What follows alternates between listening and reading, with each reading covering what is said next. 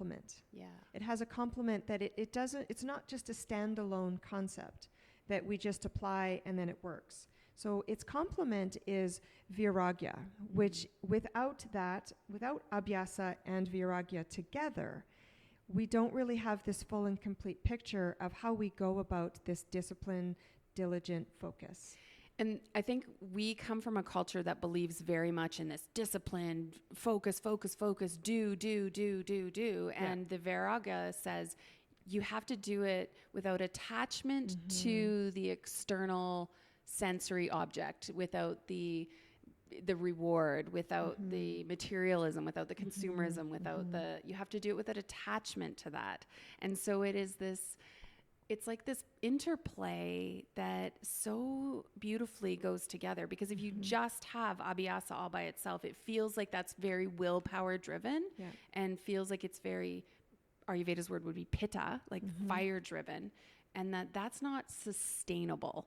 And so Vairagya gives us this opportunity to make it sustainable. And that's what's the important part. And I think it also talks about, it helps us understand that svadhyaya, that self-study, that if we are sliding off of something that, oh dang, I was going to sit for 15 minutes before I started my day, but you only sat for 5. And it's that self-study, that self-awareness of, oh, isn't that interesting that I wanted to sit for 15, but I only sat for 5.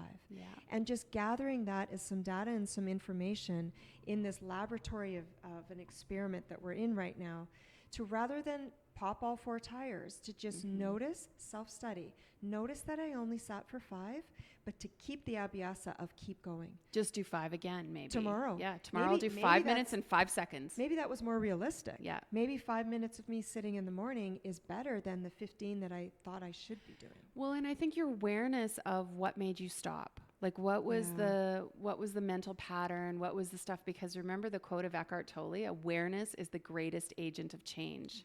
And so in the change that our culture has imposed on us, or the virus and our world's decisions around the virus has imposed on us, change is happening. And so our awareness of what that change is creating in our body is where all the power lies. And Vairagya is also this idea that there's an indifference to the attachment. So if I was to sit, if I told myself I was going to sit for 15 minutes and I only sat for 5, there's an indifference, there's no attachment to me going, sort of that beratement or beating yourself up. You don't judge yourself for not making the goal. You go, oh, isn't that interesting? Yeah. And that's what I'm really interested in right now in these times for myself personally and for our community that we can't gather with, is that compassionate piece, that grace back to you. Yeah. That I don't have any attachment to that. I'm going to rise above that, and tomorrow's another day. Or I sit for 10 minutes tomorrow and even only 3 the day after. Always be experimenting. That it's consistent. Yes. And right now we have this opportunity to experiment with everything in a totally new way. So maybe where you were sitting or the time of day influenced how long you could sit. Like what if you were by yourself and you went to the grandfather tree and you sat at the base of the grandfather tree? Could you sit longer than 5? Like so many things, the circumstances, what serves you best, and just keep investigating for you. What serves me best? And rather than having habits that have to be exact every single day, it's more, in the morning, the gift of the morning really does that for us all the time. The sun comes up. What do I need today? Do I need to walk? Is it nice out? Can I get outside? Do I need to go for a social distancing walk? Do I need to be in my social instinct, as the Enneagram would call it? What do I actually need? And rather than writing a prescription that we always have to dose every single day, because I know for me that is going to equal sort of the sliding off and maybe staying there, but allowing yourself with each day, what do I need today? And that is the practice. That's the Abyhasa. That every single day I'm going to ask myself, Jody, what do you need today? Do I need to cook in my kitchen? Do I need to be in that self-preservation instinct where I just really need to be home and hearth? Do I need to be external? And what ways can I do that? There are ways that we can be social. Lots of us have had garage parties or social distancing walks or Zoom calls. I've actually surprisingly found Zoom calls to bring me into my social instinct more than I thought it would. They're good for me. I resist them. I do. But after I've had a Zoom call, I just feel like I'm floating on a cloud. Yeah. I just feel like I'm in love with the whole world. I think that one of my thoughts about that is that habits aren't rules. Yes. So they're not something like at 7:00 every day, I have to do this. So you can play with that. Abyhasa would say mess around with it, but habits are tools. So you're going to put a tool in your toolbox that says, in the morning, I'd like to connect to myself. And just like what you said, Jody, that connection can look different every day. But maybe your practice, your habit, your tool is to be able to say, I'm going to create some structure around just having some me time. Yeah. And then how you fill that me time can be dependent on your mood, the weather, what you need, if you're hungry, if what you need, so that you can decide, I need to read a book, I need to have a bath, I need to go for a walk. Like you can choose something. It's like you could make a list of your favorite me things. Yeah. And on any given day, you could choose one. And I think too, a lot of times if we switch out a word, I love that you just switched out the word rule for Tool. Yeah. And also rule for ritual.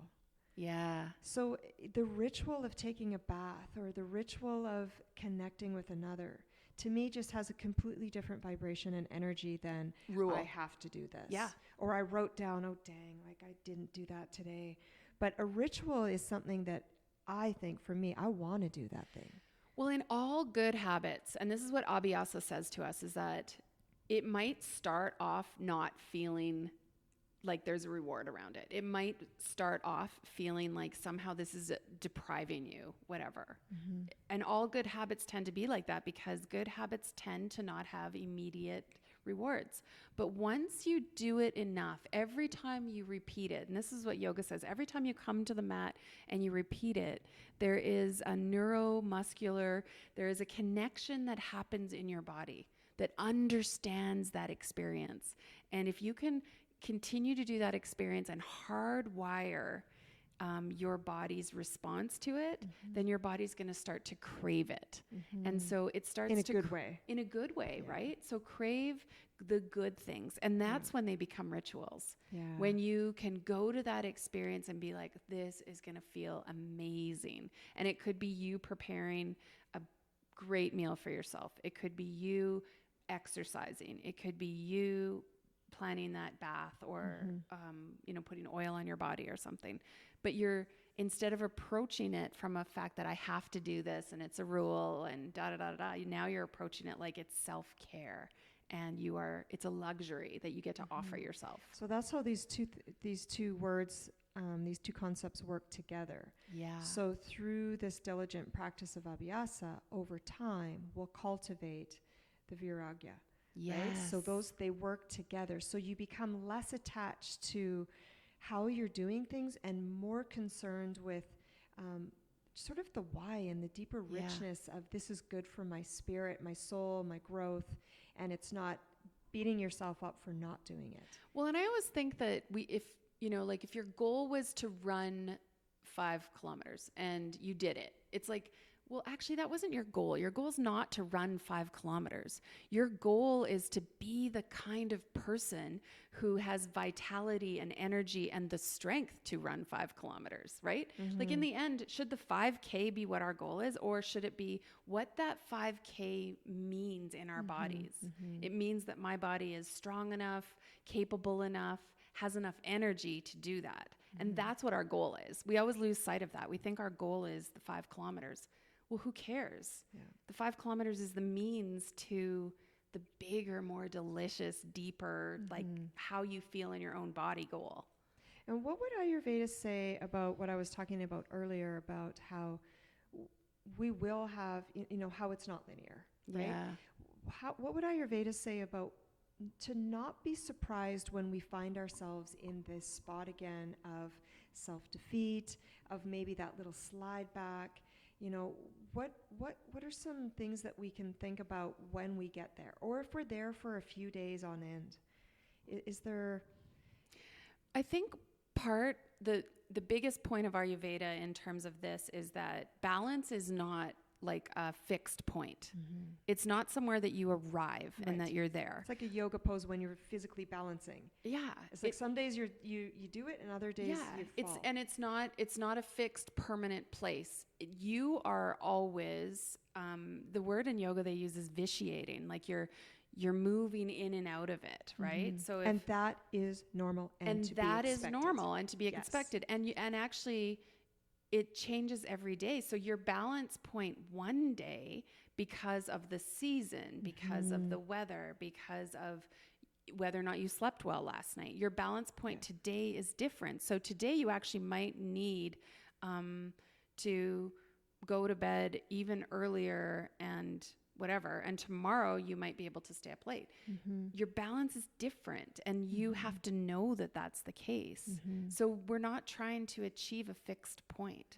We're trying to constantly recognize, I feel in balance, and then notice when we feel out of balance. And how do I counter that? And countering it before it feels like you're on one end of the teeter-totter, because I think that's what we always assume. When we fall off, we assume like the teeter-totter's just gone crazy and we need to make a massive 180, change my life correction.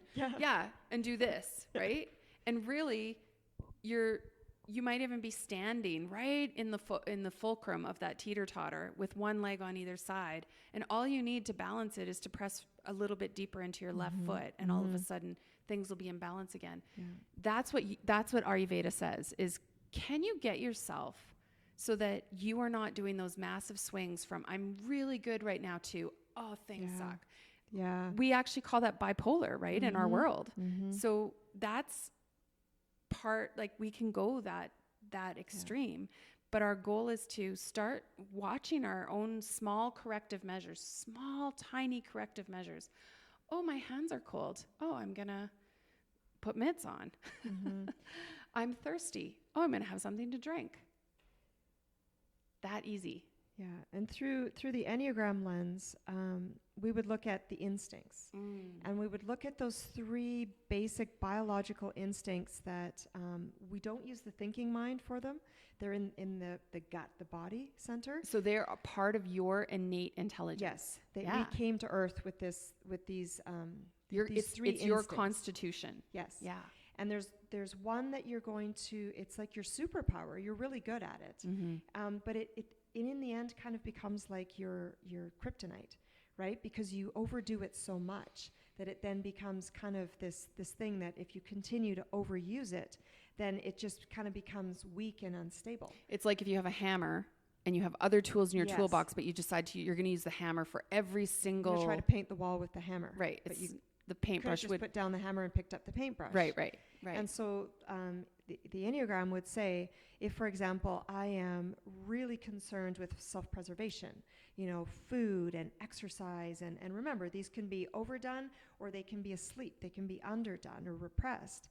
And so how can I move myself in one small little tiny way? And we won't want to do it. It'll be like, for me, it's the social instinct. It's like, okay, I'm going to commit to going on a Zoom call because I know it's going to be good for me afterwards. It's one small thing in my calendar. Yeah. It's not as if I have to, do 10 Zoom calls. It's one 30-minute Zoom call that I know from experience, because I've been there before, that if I get into my social instinct, I will be better for it. And so to relax that thing in us that is overdone and to call on some other resources in us that are there. We came to Earth with them. We have them. We just don't always want to use them. That will actually rise our overall sense of well-being and balance. If we can kind of use that instinctual part of us to almost break through the chains of what's holding us back. And so that would be Abyhasa then. Like, what diligent, focused practice could you bring into an area that is new and mess with it in small ways long without enough? Being attached to what I look like when I'm doing it or how I feel when I'm doing it. Just play in it and notice how it is for you. So for mine would probably be self-preservation. And for me, that would mean going into my kitchen and spending time creating a meal that is really good for me. Just you. Just not me. Your family. Yeah. And allowing that to be okay. Yes. Yeah. Yeah. And to watch ourselves when we're there. Yeah. You know, and that's where journaling is helpful, or whatever your practice is around self-observation. You know, when I actually, Enneagram says that when we bring up that instinct that is repressed in us, we feel like we're just killing it.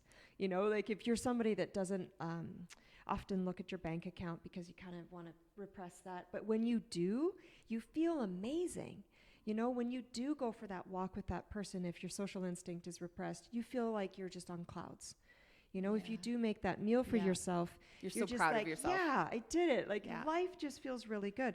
Watch for that. And watch for those little moments where you're just, it's the joy. Yeah. That's what it is. It's the bliss and the joy of those moments of, okay, I'm not here often, but when I am, man, I did a good job to get here. Good job.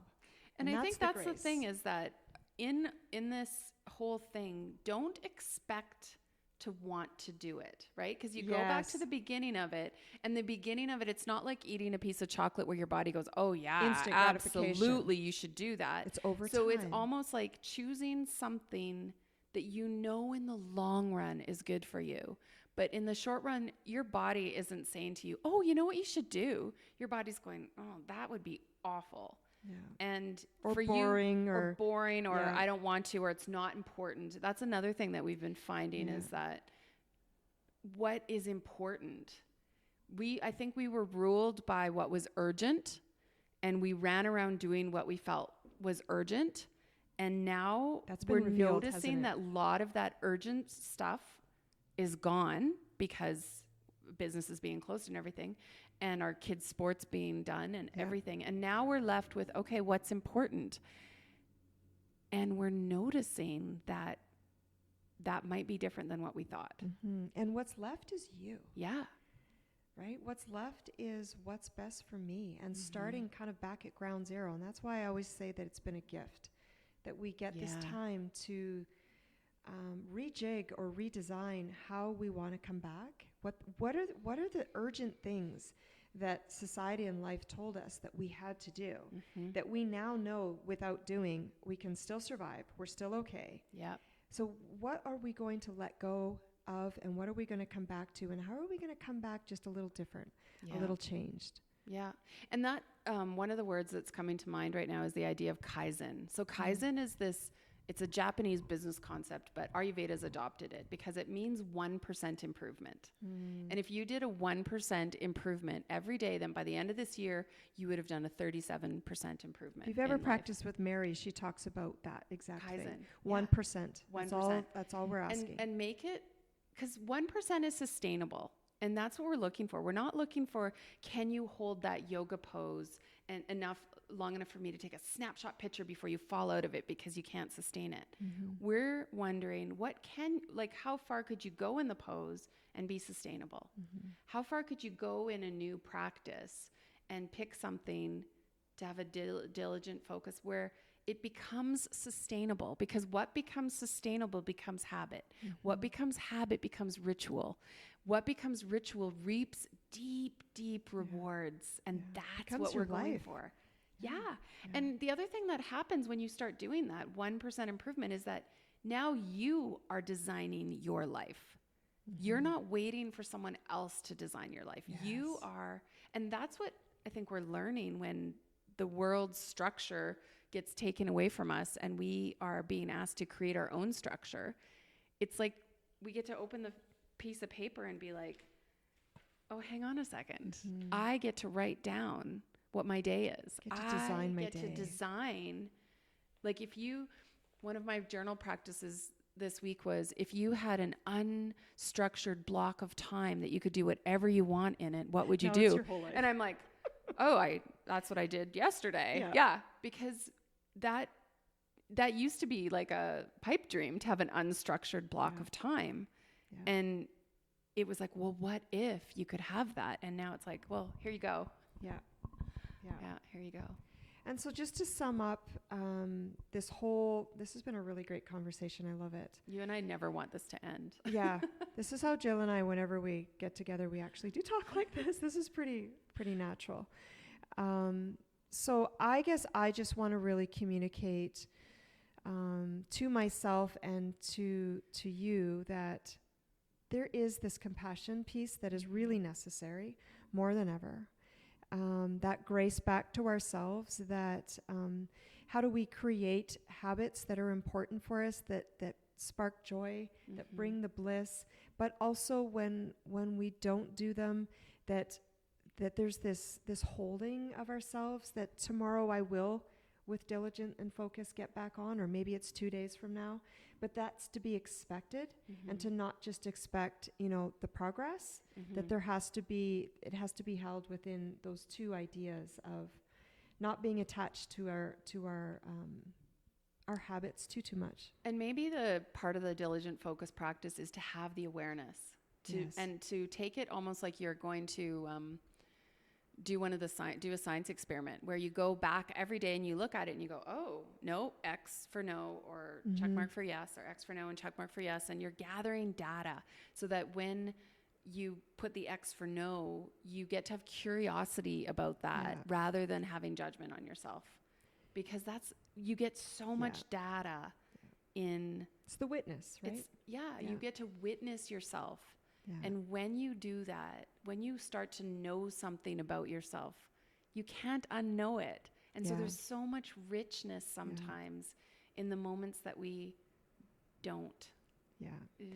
And finally, too, just that while we're away from each other, while we are unable to group up and have accountability from scheduled yoga classes or whatever it was, even you going to work for a certain block of time per day, while we're away from that, to just know that this is actually good, because what is happening is we're building these inner structures. Yeah. We're building the capacity within ourselves, the discipline. I don't love that word, but the habits within ourselves to know that when we get to the other side of it, and we will, that we're going to be better for it. I've been saying that in my Enneagram classes, that this time of self-reflection, self-awareness, self-inquiry, and then self-development, that's the action piece. The self-development is when we put the awareness and the inquiry into wheels, into the world, into action. When we're on the other side of this, we will start to feel happy and I think grateful that we had this time to just dig down a bit and get rid of what we don't need and allow in what is going to be filling us up. I think it'll carry us through and forward.